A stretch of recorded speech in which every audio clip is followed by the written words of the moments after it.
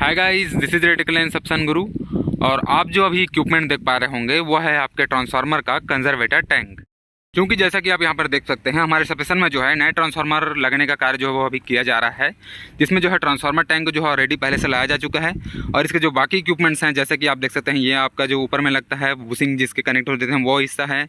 वहाँ पर जो इसके कूलिंग फिन्स है वो लाया जा चुका है। यहाँ पर आपके बुशिंग्स लाए जा चुके हैं। तो इसके बारे में हम जो है बाद में डिटेल से वीडियो बनाएंगे। आज हम बना रहे हैं कंजर्वेटर टैंक के बारे में, तो पहले वहाँ पर चलते हैं। तो कंजर्वेटर टैंक के बारे में डिटेल से बताने से पहले मैं आपको दिखा देता हूं कि वो ट्रांसफार्मर के कौन से हिस्से में लगाया जाता है। तो ये जैसे आपका ये ट्रांसफार्मर टैंक हो गया, और ये जो है इस पाइप के माध्यम से यहाँ पर कनेक्ट होकर ये सीधे जा रहा है आपके कंजर्वेटर टैंक में। तो यहाँ पर आपका जो है कंजर्वेटर टैंक लगता है, नीचे में आपका कूलिंग फिन्स लगता है, ये से अब आपके बुशिंग है। तो अब हम चलते हैं आपके कंजर्वेटर टैंक के पास, जहाँ मैं आपको बताने वाला हूँ कि उसका काम क्या होता है। ठीक है, चलते हैं फिर। तो फ्रेंड्स, आप सबको पता होगा कि आपके ट्रांसफार्मर में जो है वाइंडिंग लगी होती है, और उसी वाइंडिंग में जब आप लोड प्रवाहित करते हैं तो उसके वजह से ही आपका ट्रांसफार्मर जो है वो वोल्टेज को स्टेप अप स्टेप डाउन कर पाता है। ये तो हुई आपके ट्रांसफार्मर के अंदर की बात।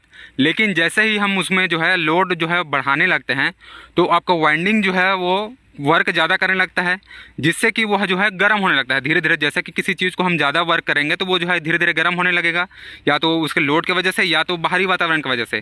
ठीक है, तो जैसे जैसे हम उसमें लोड बढ़ाएंगे तो आपको वाइंडिंग जो है वो गर्म होने लगता है। तो उस वाइंडिंग को गर्म होने से बचाने के लिए या फिर ठंडा रखने के लिए जो है हम उसमें ट्रांसफार्मर ऑयल डालते हैं। तो आपके ट्रांसफार्मर टैंक में क्योंकि आपका वाइंडिंग उपस्थित होता है, तो हम उस ट्रांसफार्मर टैंक में जो है पूरी तरह से पैक करके और ट्रांसफार्मर ऑयल डाल देते हैं। तो उसमें जो है ट्रांसफार्मर ऑयल क्या करता है, आपके वाइंडिंग को जो है ठंडा रखने का कार्य करता है और उसको थोड़ा इंसुलेशन प्रोवाइड करता है, जिससे कि आपको वाइंडिंग जो है वो ख़राब ना होने पाए। मतलब कि आपका वाइंडिंग जो है वो लंबे समय तक चलती है। लेकिन आपके ट्रांसफार्मर में एक और चीज़ होती है, जैसे ही ट्रांसफार्मर ऑयल को हम उसमें डालते हैं तो आपका वाइंडिंग तो ठंडा हो जाता है, लेकिन उसके चक्कर में जो है आपका ट्रांसफार्मर ऑयल गर्म होने लगता है।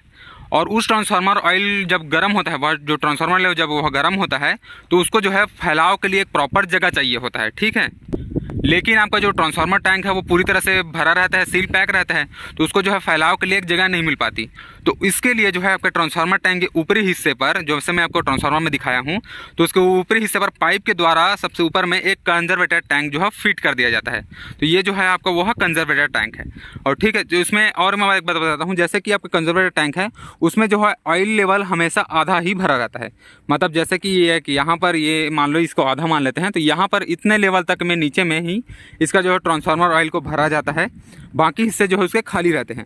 तो क्या होता है, जैसे ही आपका ट्रांसफार्मर टैंक में जो ऑयल वो गर्म होने लगता है तो एक्सपांड होने के लिए जो उस पाइप के माध्यम से ऊपर आने लगता है आपके ट्रांसफार्मर टैंक में। क्योंकि इसमें जगह खाली है तो वो आराम से यहाँ पर जो है एक्सपांड कर पाता है। तो हुआ इसका पहला उपयोग। अब इसके दूसरे उपयोग के बारे में जानते हैं। क्योंकि आप सभी को मालूम है कि आपका कंजर्वेटर टैंक जो है वो आधा ही भरा रहता है, तो जब गर्मी का मौसम आता है या फिर जब इसमें अधिक लोड प्रवाहित की जाती है आपके वाइंडिंग में, तो उसके वजह से जो आपका ऑयल गर्म होता है तो वहाँ पर आकर वो कंजर्वेटर टैंक में एक्सपांड कर पाता है। लेकिन जब ठंडे का मौसम आता है तो उस समय जो है आपका जो ट्रांसफार्मर टैंक में जो ऑयल है वो पूरी तरह से जब भरा रहता है, लेकिन ठंडी के मौसम आने पर जो उसका ऑयल है वो जो है सूखने लगता है। तो जिसके कारण से आपका जो ट्रांसफार्मर टैंक में जो ऑयल उपस्थित होता है वो धीरे धीरे लेवल उसका जो है कम होने लगता है। तो उस समय जो आपके कंजर्वेटर टैंक का जो आधा भरा ऑयल जो है वह उपयोग में आता है, और उस पाइप के माध्यम से धीरे धीरे नीचे जाने लगता है आपके ट्रांसफार्मर टैंक में, और उस खपत हुई जगह को वो पूरी तरह से भर देता है। जिसके कारण जो है ऑयल खाली होने की वजह से जो लॉसेस उत्पन्न होती है आपके ट्रांसफार्मर में वो उत्पन्न नहीं हो पाती, और आपका ट्रांसफार्मर का इंसुलेशन जो है प्रॉपर वर्क करने लगता है, आपका वाइंडिंग प्रॉपर वर्क करने लगते हैं, और बाकी चीज़ें भी जितने भी लगी होती हैं सभी प्रॉपर वर्क करने लगते हैं। तो इस प्रकार से जो है आपके कंजर्वेटर टैंक का जो उपयोग किया जाता है। अब जानते हैं कंजर्वेटर टैंक में लगने वाले गेजेस के बारे में। क्योंकि आप सभी को पता होगा कि आपके कंजर्वेटर टैंक में पीओजी और एमओजी लगते हैं। तो पीओजी का फुल फॉर्म क्या होता है? तो पीओजी का फुल फॉर्म है प्रिज्मेटिक ऑयल लेवल गेज, जो आपके प्रिज्मेटिक ऑयल लेवल को इंडिकेट करता है। तो पीओजी कौन सा है आपका कंजर्वेटर टैंक में? ये है आपका पीओजी। ठीक है, तो ये आप देख पा रहे होंगे, इसमें जो जब ऑयल इसमें भरा रहता है तो ये जो है पूरी तरह से रेड यहाँ पर शो होता है, 100% रेड इसमें रहता है। और कंजर्वेटर टैंक में लगे दूसरे इक्विपमेंट का क्या नाम है? एमओजी, जिसका फुल फॉर्म है मैग्नेटिक ऑयल लेवल गेज। जैसे कि आपको नाम से ही पता चल जाता है कि यह जो है वो कंजर्वेटर टैंक में उपस्थित ऑयल के लेवल को इंडिकेट करता है। और जब आपका ऑयल का लेवल कंजर्वेटर टैंक में जो ऑयल का लेवल है वो कम होने लगता है तो वह क्या करता है, आपके जो मीटर में उसको तो उसमें तो शो करता है, लेकिन वह आपको अलार्म के द्वारा सिग्नल भी देता है कि भैया इसमें कंजर्वेटर टैंक में आपके ऑयल का लेवल कम हो गया है तो ऑयल का लेवल बढ़वा दो। ठीक है। और इसमें एक तीसरा इक्विपमेंट क्या लगाया रहता है, आपके ऊपर में जो हिस्सा लगा रहता है, ये जो आप पाइप देख पा रहे होंगे, वो क्या करता है, आपके ट्रांसफार्मर टैंक में जब ऑयल और डाला जाता है तो, और ट्रांसफार्मर टैंक में क्योंकि आपका पूरी तरह से सील पैक होता है, तो वो जो है वो इस कंजर्वेटर टैंक के उपस्थित इस ऊपरी नली के माध्यम से ही ऑयल को डाला जाता है। तो इसके माध्यम से कंजर्वेटर टैंक में आएगा ऑयल, और कंजर्वेटर टैंक के माध्यम से वो ट्रांसफार्मर टैंक में जाता है।